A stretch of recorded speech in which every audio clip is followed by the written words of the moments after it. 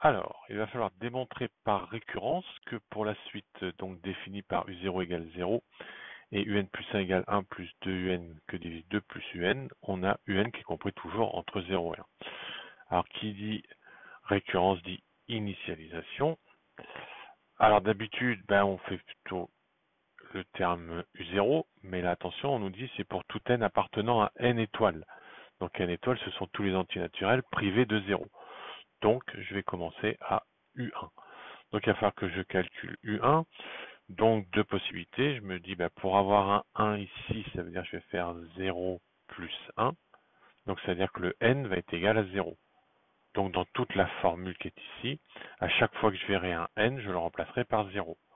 Donc, 1 plus 2 u, alors là, je vois n, donc 2 u0, puisque n vaut 0, que divise, pareil, 2 plus u, et puisque là, il y a un n, je le remplace par 0, u0.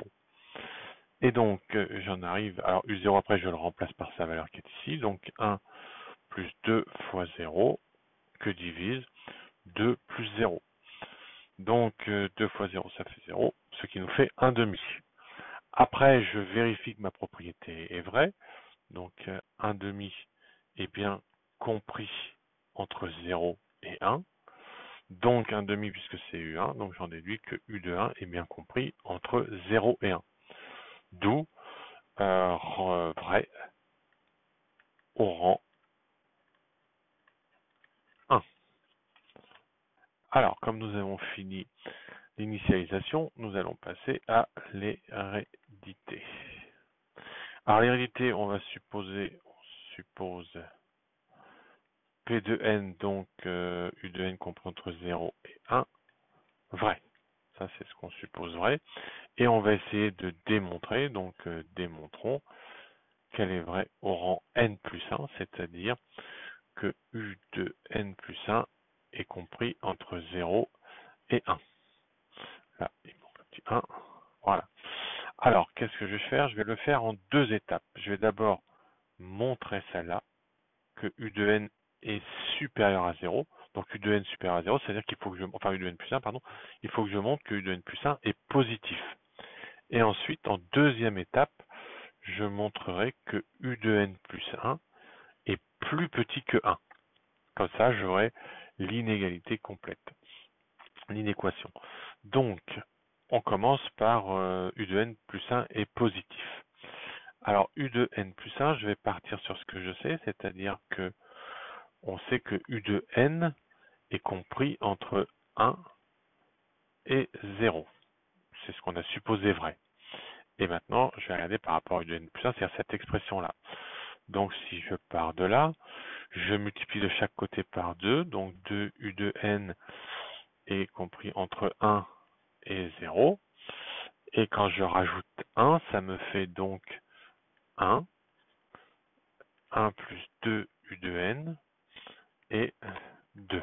1 plus 1, 2. D'accord? Donc j'ai fait plus 2 là, plus 1 et plus 1. Ensuite, je vais faire celle-là. Donc toujours pareil, je pars de ce que j'ai supposé vrai, c'est-à-dire ici. Donc U de n compris entre 0 et 1. Et de là, pour faire apparaître ça, je rajoute 2 à tout le monde. Donc plus 2 à gauche, ça fait 0, plus 2, ça fait 2. U de n plus 2 et 1 plus 2, ce qui me fait 3. Et là, qu'est-ce qui se passe? Quand je veux chercher le signe de mon quotient, 1 plus 2 U de n, que divise 2 plus U de n. Celui-là, donc le numérateur, je viens de le montrer, il était compris entre 1 et 2.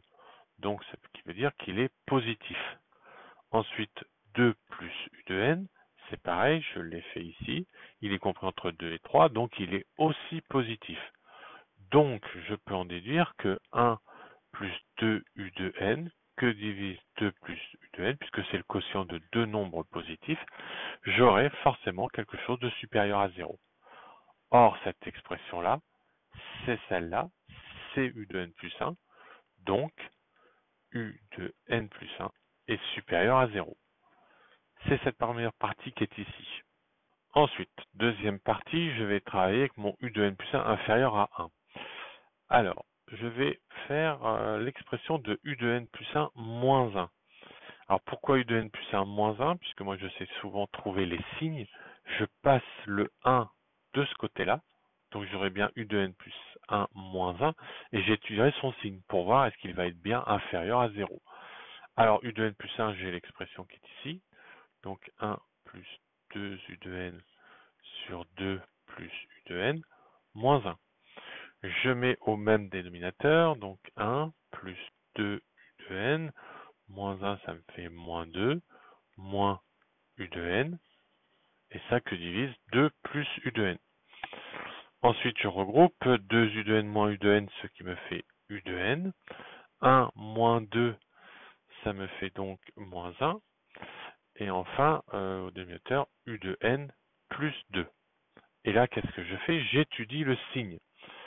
Alors, je pars toujours sur ce qui est ici. Donc, je sais que u de n est compris entre 0 et 1. Donc, si je lui enlève moins 1, j'enlève moins 1 de chaque côté. Donc, moins 1, u de n moins 1, et 1 moins 1, ce qui me fait 0. D'accord? J'ai enlevé 1 ici, 1 ici, 1 ici. Je ne change pas le sens de l'équation. Voilà ce que j'obtiens. Ensuite, u de n plus 2, donc pareil. Je pars de u de n compris entre 0 et 1. Alors attention, il n'y a pas celui-là. Je rajoute 2 à tout le monde, donc ça me fait 2. U de n, et là donc plus 2, ça nous fera donc 3. Et là, je regarde le signe. Donc le signe de u de n moins 1, entre 0 et moins 1, donc ça sera un signe négatif. U de n plus 2 compris entre 2 et 3, donc ça veut dire que, alors quand je mets ça, c'est u de n moins 1, hein, bien sûr. U de n plus loin moins 1, et là u de n plus 2 sera positif. Donc, j'en arrive à dire que u de n plus 1 moins 1, puisque le quotient de ça par ça, c'est-à-dire ce que j'ai ici, ça sera quelque chose de négatif que divise quelque chose de positif, et ça me donnera quelque chose de négatif. Donc, cette expression-là sera inférieure à 0, puisque négatif. Ensuite, je repasse le moins 1 de l'autre côté, et j'arrive à u de n plus 1 sera inférieur à 1. Et là, je retrouve bien ce qu'on avait mis ici, la partie droite de l'inéquation, u de n plus 1 est inférieur à 1.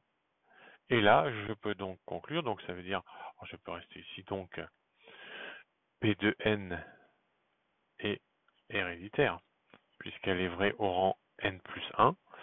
Et après, je conclus, donc conclusion, donc P de n vrai au rang, alors on avait fait le rang 1 cette fois-ci, au rang 1, et P de n est héréditaire,